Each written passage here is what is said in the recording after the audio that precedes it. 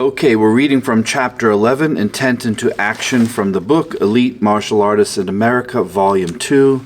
We'll put a link below on how you can order this book. We're on number 3. Number 3, don't let others drain away your dreams. We often take on the habits of people around us, so be careful with whom you travel through life with. We must stay on the path of light, even if some who we love get lost in their own shadows. We should not sell our souls for a bit of fame or admiration. It is better to be poor and alone than to be rich and in bad company. Our perception of what others think of us might become our reality, so we'd better surround ourselves with positive and inspiring people who want to see us happy. Remember, people will gladly support us on our way up because we remind them of the dreams that can come true. But when we get near the top, some will try to tear us down because we remind them of what they gave up on. When this happens, let the naysayers roar and sleep in our footsteps while we walk with our heads up and forward. This is a good lesson on, obviously, common sense. You and I know that who we surround ourselves with in life is very important. Obviously, if you're young and we're kind of stuck in our house, we're with our family is often the best support system we have, and they're often overlooked or taken for granted. But there are also people in our family who we perceive as very negative, who are envious, who will pull us down like crabs in a bucket. We try to get out, they pull us back in. There are times where we're not going to be able to get away from our family. That's fine. All of us have to go through that until you're 18, 17, 20, whatever it might be. Then we have the decision to move out, start our own life by ourselves. And then what tends to happen is once you get away from your annoying brother or sister or parent you're not getting along with, people you don't like, you love them but you don't like them, very common. With time and separation, you will grow fond again, and you'll often become the best of friends by the time you're 25, 30, 35. Once you start to get married, have kids, you start to see your brother and sister and appreciate who they are because you've had that separate time. Many of you watching are young and in that circumstance. When you go to work, you often can't pick who's next to you in the cubicle next to you. You often don't like who you work with, but there are some people at work who you're very attracted to because they're so positive. You want to be around them. They're leaders, they're role models. They're just great friends. You get up in the morning and you don't like your job, but you like who you work with. Great. Go to those people. Be friends with those people. The beauty of age is you have freedom to choose who your friends are, and in some cases to choose who your direct family is going to be. If you're a creative type, as I am, you're a musician or a poet, a writer or something, anyone who's in the creative field is always going to have attackers, naysayers, people who want to drag that down. For some reason, people think that creators are arrogant or egotistical when they just want to create. And if you have any semblance of minor success, you're going to get people who hate that. They hate that. We've all been through this. We've all seen people we're envious of. You know why we're envious is because we're too lazy to do the work.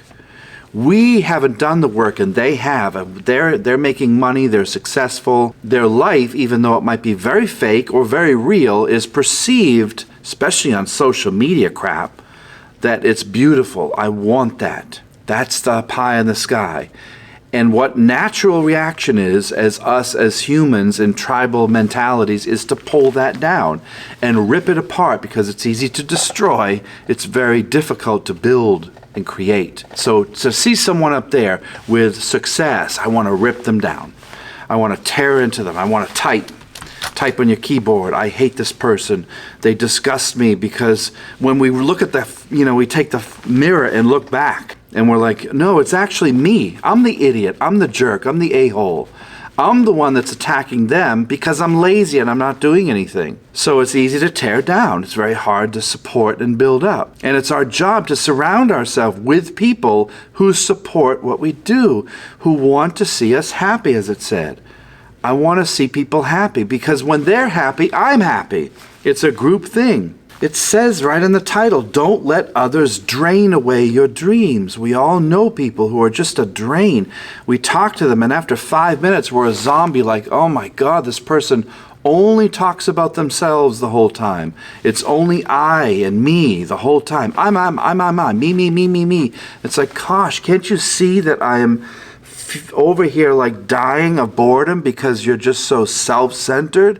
I don't want a person like that in my life. Now again, this might be your neighbor, your best friend, your sister, your significant other. You're gonna have to communicate and tell them, look, this is annoying. We have to talk about something else besides you. But we all do this. And we do this ourselves. This is why you have to catch yourself.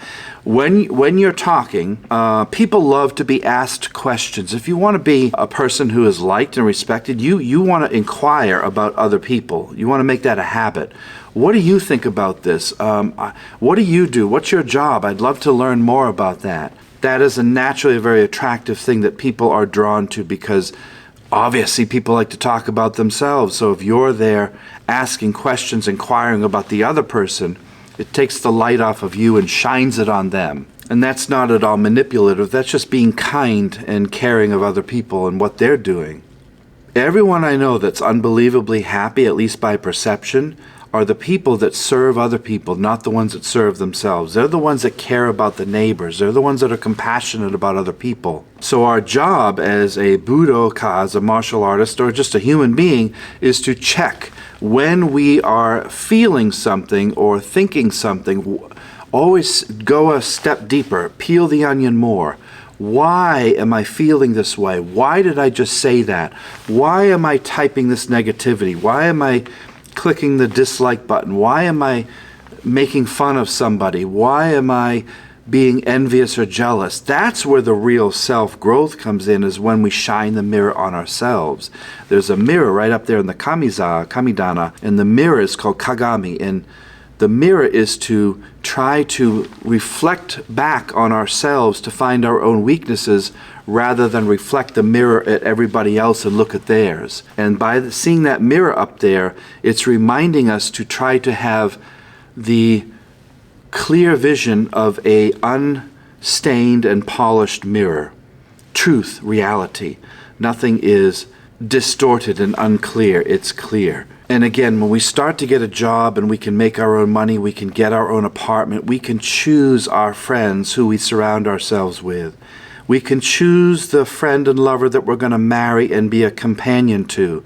And that is a wonderful freedom. There are always going to be people in our lives that try to attack us, backstab us, tear us down, lie and talk and gossip behind our back. That is sadly human nature. People love to gossip because it makes them feel better about themselves. But rather than being attracted to the group of gossipers, I'm always more attracted to the person who's quiet, who is doing their job, who is leading by example, and someone who I want to be like. So if I see a successful person, I ask them, how did you get there? What did you do? Tell me your story so that I can kind of copy that and do it myself. And then what happens is you go to the right place at the right time, you network with the right people, and all of a sudden you're pulled into this different field of existence where everyone around you is happy. Everyone around you is driven and satisfied. No one around you is a victim anymore. They're a victor. They want to move forward. They want to take hold of life. They appreciate life. They have gratitude for what they already have. And they may use a word like luck, but luck is just sweat and determination. So when I read chapters in this book by other co-authors in here, I'm inspired by them because of what they've done in their life. And every new day that I read something, I have a new opportunity to change and become a little bit better than yesterday. That's the whole purpose of life. Life is learning, learning is life. I say that all the time. So there's number 3, don't let others drain away your dreams, from chapter 11. I'm reading it here on Kindle version, which you can get. Of course, you can get the hardback book, soft cover. I'll put a link below. Number 4, which I'll read in a week or two, is be a warrior, run toward responsibility, not away from it. Thanks for watching, everybody. May you be happy and surround yourself with people who believe in you. Have a great day or night wherever you live. Bye-bye.